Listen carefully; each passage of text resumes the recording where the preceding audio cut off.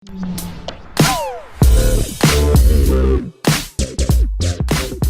कुछ इस जलवायु वाले चैप्टर से हम कुछ इंपॉर्टेंट फैक्ट्स देख लेते हैं जो एग्जाम में पूछ लिए जाते हैं, और फिर इसके बाद जलवायु जो चैप्टर है वो आपका खत्म हो जाएगा। राज्य की लगभग 90% जो वर्षा होती है वो दक्षिण पश्चिमी मानसून से ही होती है, एग्जाम में पूछा जाता है। और राज्य में अधिकांश वर्षा दक्षिण पश्चिमी मानसून की भी बंगाल की खाड़ी की शाखा से होती है। इसके अलावा सर्वाधिक वर्षा प्राप्त करने वाला जिला है झालावाड़, और दूसरे नंबर पे आता है राजस्थान में बांसवाड़ा।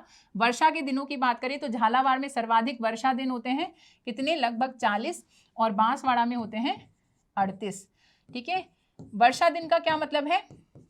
वर्षा दिन का मतलब है ऐसा कोई भी दिन जिस दिन 0.25 सेंटीमीटर से ज्यादा वर्षा हो उसको वर्षा दिन कहा जाता है। ठीक है, न्यूनतम वर्षा वाला जिला है जैसलमेर, जहां पे लगभग वर्षा दिन होते हैं 5। औसत वर्षा की बात करें तो झालावाड़ की लगभग होती है 100 सेंटीमीटर, है ना। जैसलमेर की बात करें तो जैसलमेर की औसत वार्षिक वर्षा होती है 10 सेंटीमीटर। बांसवाड़ा की बात करें तो लगभग 90 सेंटीमीटर। सर्वाधिक वर्षा वाला स्थान बोले तो वो है माउंट आबू, और माउंट आबू की औसत वार्षिक वर्षा है 150 सेंटीमीटर तक, और यहाँ पे वर्षा के दिन है 48 दिन। ठीक है, न्यूनतम वर्षा वाला स्थान है राजस्थान में सम, जो कि जैसलमेर में स्थित है। सबसे ठंडा महीना जैसलमेर में अगर वर्षा औसत वर्षा की बात करें तो ये होती है 5 सेंटीमीटर। सबसे ठंडा महीना राजस्थान में होता है जनवरी। सबसे ठंडा जिला चूरू, सबसे गर्म महीना जून, और सबसे ठंडा स्थान माउंट आबू। सबसे ठंडा जिला देखो चूरू, सबसे ठंडा स्थान माउंट आबू। स्थान और जिलों में कंफ्यूजन हो जाता है, इसको याद रखेंगे। राज्य में मानसून का प्रवेश ऐसा माना जाता है कि 16 जून को होता है। ठीक है, आगे बात करें, राज्य में औसत वार्षिक वर्षा लगभग 56 से 57 या 57.45 सेंटीमीटर के आसपास होती है। राज्य में अगर हम बात करें सबसे पहले मानसून कहाँ पे आता है, तो राज्य में सबसे पहले मानसून बांसवाड़ा जिले में प्रवेश करता है। इसके अलावा राजस्थान में कुछ अलग अलग पवनों की दिशा है जिसके हिसाब से पवनों के नाम रखे गए हैं, तो इसको हम डिस्कस कर लेते हैं।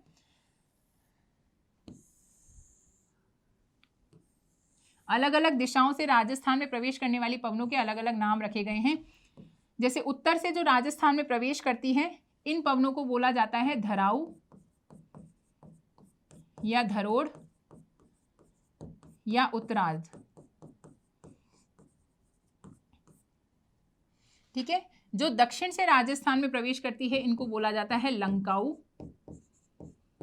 ठीक है, राजस्थान में जो पूरब से प्रवेश करती हैं हवाएं, पूरब से प्रवेश करने वाली हवाओं को बोला जाता है पूर्वाई या पूर्वैया या आगुनी।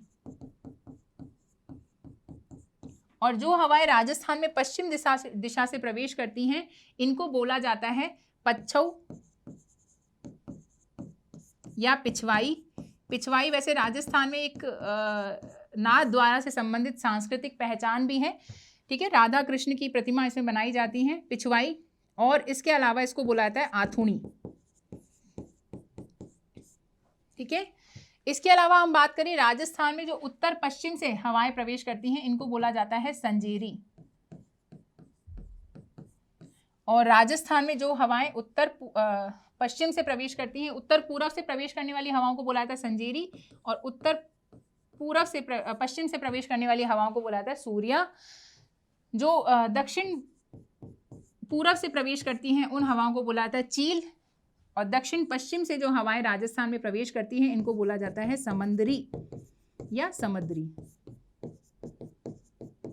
ठीक है, तो ये हवाओं की दिशा है जो इंपॉर्टेंट है, कई बार पूछ ली जाती है।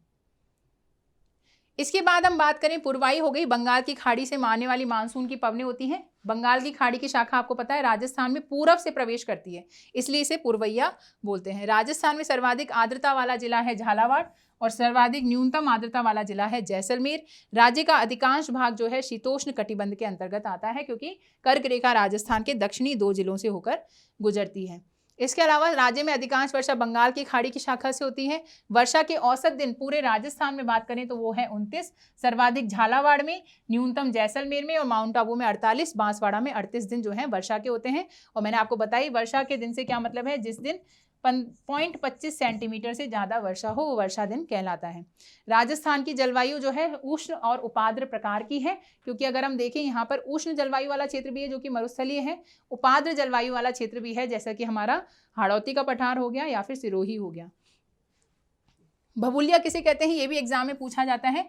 तो राजस्थान में जैसे कभी कहीं ताप जो है वायुदाब बहुत कम हो गया तो निम्न वायुदाब के चलते जो है कुछ विशेष प्रकार के छोटे से ऐसे भंवर बन जाते हैं, स्थानीय भंवर है ना। उन स्थानीय भंवरों को क्या कहा जाता है? भभूलिया कहा जाता है। आंधी की तरह चलते हैं और ये शिफ्ट होते रहते हैं, इनके साथ धूल मिट्टी उड़ती रहती है, कई बार कुछ ज़्यादा तेज होते हैं तो कुछ सामान भी इनके साथ उड़ने लग जाता है। स्थानीय बवंडर हैं ये, इनको क्या कहते हैं? भभूलिया कहते हैं। अपेक्षाकृत छोटे क्षेत्र में उत्पन्न वायु भंवर या चक्रवातों को स्थानीय स्तर पर भभूलिया कहा जाता है। आगे हम बात करें, राज्य का सबसे निकटवर्ती समुद्री भाग कच्छ की खाड़ी 225 किलोमीटर दूर है। राज्य का सबसे गर्म दिन 21 जून को होता है और सबसे ठंडा दिन 22 दिसंबर को होता है। और सिर्फ राजस्थान में नहीं, पूरे भारत में ऐसा ही होता है, क्योंकि सूर्य की स्थिति के कारण। सूर्य की स्थिति की हम चर्चा करें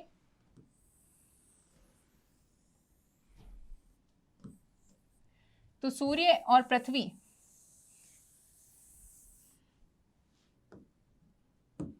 जैसे ये है बीचों बीच सूर्य, और इसके चारों ओर जब पृथ्वी घूमती है तो 4 अलग अलग पोजीशंस पे जाकर रुकती है। मतलब खैर पृथ्वी तो सारी पोजीशंस ही लेती है, पर लेकिन ये जो 4 पोजीशंस हैं ये हमारे लिए इम्पॉर्टेंट है। इसमें क्या होता है, पृथ्वी का हमें पता है अक्ष 23.5 डिग्री जो है झुका हुआ है। 23.5 डिग्री झुका हुआ है तो इसलिए सूर्य की किरणें कहाँ पर पड़ेंगी ये बदलता रहता है। जैसे 23.5 डिग्री पृथ्वी का अक्ष झुका हुआ है। अब पृथ्वी की भूमध्य रेखा क्या हो गई, जो यहाँ से जाएगी, तो इस प्रकार से पृथ्वी की भूमध्य रेखा है। कर्क रेखा और मकर रेखा बना लें। ये है कर्क रेखा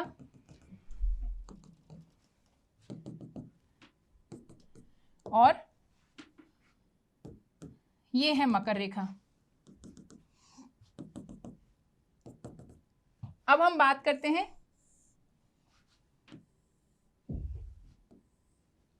सूर्य की किरणों की। अब सूर्य की किरणें मान लीजिए पृथ्वी पर पड़ रही हैं, तो पृथ्वी के आधे भाग पर सूर्य की किरणें पड़ेंगी।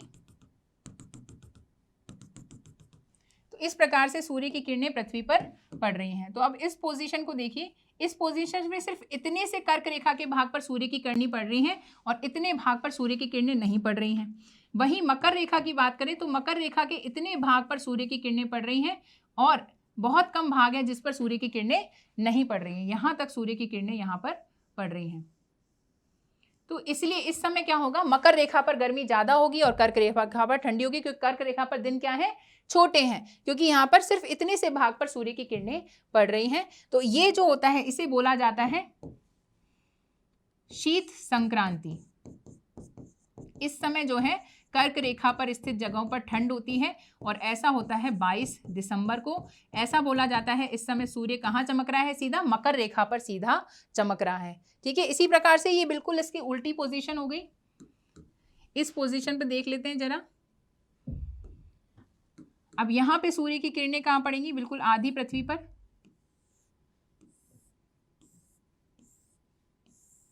ठीक है, तो यानी मकर रेखा के सिर्फ इतने से भाग पर सूर्य की किरणें पड़ रही हैं और कर्क रेखा के आप देख सकते हो अधिकांश भाग पर सूर्य की किरणें पड़ रही हैं। तो कर्क रेखा पर दिन लंबे हैं तो यहाँ पर क्या होगी, कर्क रेखा पर गर्मी होगी। तो इसे बोलते हैं ग्रीष्म संक्रांति।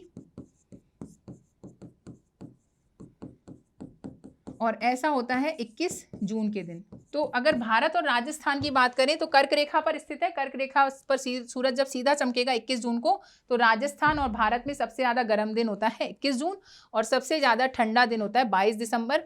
बाकी जो बात करें इन दोनों पोजीशन को बोला जाता है विषुव, ये कहलाते हैं विषुव। और इस समय जो है सूर्य सीधा चमकता है विषुवत रेखा पर और पूरी पृथ्वी पर 12 घंटे का दिन और 12 घंटे की रात होती है।